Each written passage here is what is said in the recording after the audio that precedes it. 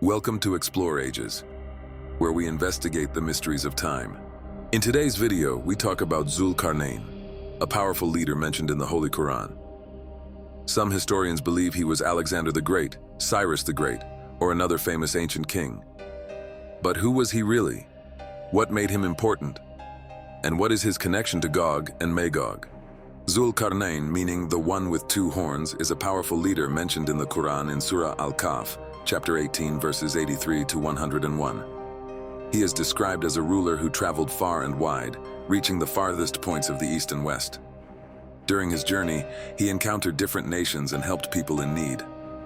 One of his greatest achievements was building a massive barrier to contain the fearsome tribes of Yajooj and Majooj, Gog and Magog, who were known for causing destruction. The Quran also tells us that near the end of the world, this barrier will break, unleashing Yajooj and Majooj, marking one of the major signs before the Day of Judgment, Yom Al-Qiyamah. This prophecy has fascinated scholars and believers for centuries, raising questions about who Zul Carnine really was. Many theories exist regarding his true identity. Some scholars believe he was Alexander the Great, the famous Macedonian king who conquered vast lands. Others suggest he was Cyrus the Great, the Persian ruler known for his justice and wisdom. Some even connect him to ancient Arabian kings like Sabdu Marathid or Al-Mundir, the third of the Lakhmid kingdom. While his exact identity remains uncertain, his story continues to inspire discussions about history, prophecy, and the fate of Gog and Magog. Verses from Surah Al-Kahf narrate the story of Zul Carnine, a just and powerful ruler granted strength by Allah, the most gracious and exalted. He traveled across the lands, reaching the farthest west, where he saw the sun setting in a muddy spring, and then journeyed to the east, where he found a people without shelter from the sun. Finally, he traveled north to a mountainous region, where he encountered a community suffering from the corruption of Yajooj and Majooj, Gog and Magog. The people pleaded with him to build a barrier to protect them, offering payment in return. However, Zul Carnine refused the tribute, saying that what Allah, the most gracious and exalted, had provided him was better. Instead, he asked for manpower and materials to construct a strong barrier using iron and molten copper. This barrier successfully contained Yajooj and Majooj, preventing them from causing destruction. Zul Carnine declared that this barrier was a mercy from Allah, the most gracious and exalted. But when the time of the final promise arrives, it will be destroyed, allowing Yajooj and Majooj to spread chaos once more. The verses then shift to the events of the last day, when the trumpet will be blown, mankind will be gathered, and hell will be shown to the disbelievers who ignored the truth. This passage highlights themes of divine justice, the limits of human power, and the certainty of the Day of Judgment. Some Muslim scholars believe that Gog and Magog were wild and dangerous tribes from North Asia that existed even before the Bible. They say that Zul Carnine built a wall to stop them, but over time, they may have escaped. Modern Islamic writers have different ideas about why we don't see this wall today. Some say that not everything in the world can be seen, just like we can't see human intelligence or angels. Others believe that Allah has hidden Gog and Magog from human sight. Some historians believe that the story of Zul Carnine in the Quran is connected to ancient legends about Alexander the Great. These legends, especially the Syriac Alexander legend, describe how Alexander built a great wall to block the Scythians, a group sometimes linked to Gog and Magog. Some scholars think these stories influence the Quranic account, but others argue that the dating and details don't match perfectly. The title, Zul Carnine, means the two-horned one. Some scholars believe this name comes from Alexander's portrayal on ancient coins, where he is shown wearing the horns of the ram god Zeus Ammon. Others suggest it symbolizes his travels to both ends, horns of the earth. The Quran describes Zul Carnine's journey to the west, where he sees the sun setting in a muddy spring, similar to the poisonous sea in the Syriac legend. He also travels east, where he finds a people who have no shelter from the rising sun. Along the way, he builds a massive barrier to keep out Gog and Magog. Some believe this wall could be a reference to the Great Wall of China, while others suggest it was inspired by Persian fortifications in the Caspian region. Some early Islamic scholars, like Al-Tabari, believed they were two different figures called Zul Carnine, one from the time of Prophet Ibrahim and another later figure, possibly Alexander.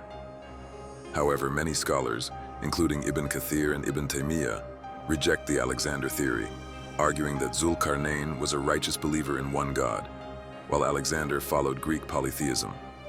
Additionally, some traditions say Zul Carnine lived for 700 years, which does not match Alexander's short lifespan. Some historians and scholars believe that the story of Zul Carnine might be connected to the Himyarite king Sabdu-Marathid, also known as Al-Ra'id, a legendary conqueror from South Arabia. According to Ibn Hisham's The Book of Crowns, which relies on Yemeni historian Wahb ibn Munabbi, King Sab was given the title Zul Carnine after meeting Musa al-Khidr in Jerusalem. His journeys took him to the ends of the earth, where he conquered or converted people, ventured through the mysterious land of darkness, and reached legendary places like a valley of diamonds and a castle with glass walls. Some accounts even describe him leading a campaign as far as Andalusia, Spain. However, there is debate over the authenticity of this identification. Some reports suggest that Wahb originally described Zulqarnayn as a Roman named Iskandar, Alexander, which contradicts Ibn Hisham's account. Scholars like Richard Stoneman and Anna Akasoy argue that the story of Sabdu Marathid was likely created in the 8th century CE as part of South Arabian nationalist narratives, aimed at glorifying Yemeni heritage and justifying Islamic conquests. Some historians even believe that later Yemeni kings borrowed elements from Alexander's legends and incorporated them into their own traditions. In the end, while some traditions link Zulqarnayn to the South Arabian king Sab, most historians view these stories as later adaptations influenced by Alexander legends rather than historical reality. Some modern Muslim scholars suggest that Zulqarnayn might be Cyrus the Great, the founder of the Achaemenid Empire who conquered Persia and Babylon. This theory is based on a passage from the Old Testament's Book of Daniel, where the prophet sees a vision of a two-horned ram symbolizing the kings of Media and Persia, Daniel 8:20. Supporters of this view believe that the two horns represent Cyrus and his vast empire. Archaeological evidence often cited includes the Cyrus cylinder, which describes Cyrus as a ruler chosen by the Babylonian god Marduk to establish justice and allow religious freedom. Historical records show that Cyrus allowed various peoples, including the Jews, to return to their lands and rebuild their temples, supporting the idea that he was a just and divinely guided ruler. Another piece of evidence is a famous relief in Pasargadae, showing a winged figure wearing a hemhem crown adorned with two ram's horns. Some scholars believe this could be Cyrus himself, but others argue that it represents a guardian spirit rather than the king. The idea of Cyrus being Zulqarnayn was first suggested by German scholar G. M. Redslob in 1855, but didn't gain much support in the West. In the Muslim world, it was later promoted by Sayyid Ahmad Khan and Maulana Abul Kalam Azad, gaining wider acceptance over time. However, some scholars remain skeptical, arguing that there are no early Islamic commentaries identifying Cyrus as Zulqarnayn, and that Arab historians never viewed him as a great conqueror in the same way as the Quran describes. There have been multiple figures throughout history and mythology identified as Zulqarnayn, or given the title. Some of these include Afrikish al-Himyar, a king of Himyar, mentioned by al-Biruni in the remaining signs of past centuries. He allegedly conquered the Mediterranean and founded a city named Afrikia.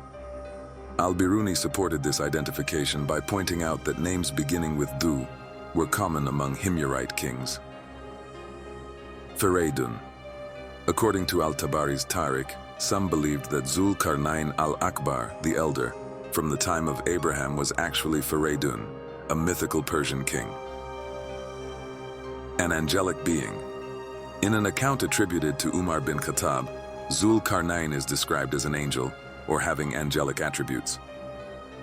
Imrul Qais, a Lakhmid prince of Mesopotamia, known for his shifting alliances between Persia and Rome, as well as his legendary exploits. Messiah ben Joseph, a mythical military savior expected by Yemenite Jews, possibly linked to the concept of a divinely guided conqueror. Darius the Great. Some theories suggest that Zul Carnine might be Darius the Firm of Persia, though this view is less popular. Kisrunes, a Parthian king who was also suggested as a possible historical counterpart. Each of these identifications reflects different historical, religious, and cultural interpretations of Zul Carnayn's character. As centuries passed, Zul Carnine remained a figure of fascination, his legend evolving through different cultures and literary traditions. In Al-Andalus, an Arabic translation of the Syriac Alexander legend emerged, titled Qissat Dhul-Qarnayn. This story delves into his life, from his upbringing to his epic journeys and eventual death. In this version, Zul Carnine is identified as Alexander the Great, but with a unique twist. He is depicted as the first man to complete the Hajj pilgrimage to Mecca. Another tale, the Hadith Dhul-Qarnayn, also known as Leyenda de Alejandro, further ties his identity to Alexander. In one of its many Arabic and Persian versions, the renowned Sunni Sufi theologian Al-Ghazali, 1058 to 1111, tells of Zul Carnayn's encounter with a remarkable people in India. They own nothing but dig graves outside their homes. Their king explains that they live this way because the only certainty in life is death. This powerful reflection on mortality later found its way into the famous 1001 Nights. The legendary Persian poet Rumi, 1207 to 1273, also wrote of Zul Carnayn's adventures, particularly his journey eastward to the mythical Mount Kaf, an emerald mountain said to encircle the earth, with veins that spread beneath every land.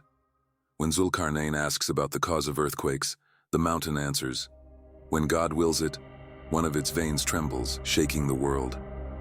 At the mountain's peak, he meets the archangel Israfil, Raphael, standing ready to sound the trumpet of Judgment Day. Beyond Persia and the Arab world, Zul Carnayn's legend reached Southeast Asia. The Malay epic Hikayat Iskandar Zul Carnine traces the ancestry of various royal dynasties back to Iskandar Zul Carnine, Alexander Zul Carnine. Among them are the rulers of the Minangkabau Kingdom of Sumatra and even the Chola Emperor Rajendra I, as mentioned in the Malay annals. Thus, through the ages, Zul Carnayn's story intertwined with history, myth, and faith. His name carried from the deserts of Arabia to the mountains of Persia, from the courts of Andalusia to the palaces of Southeast Asia. If you enjoyed this journey through history and legend, don't forget to like, share, hit the bell icon button for more interesting videos, and subscribe to Explore Ages. Stay curious, and we will see you in the next video.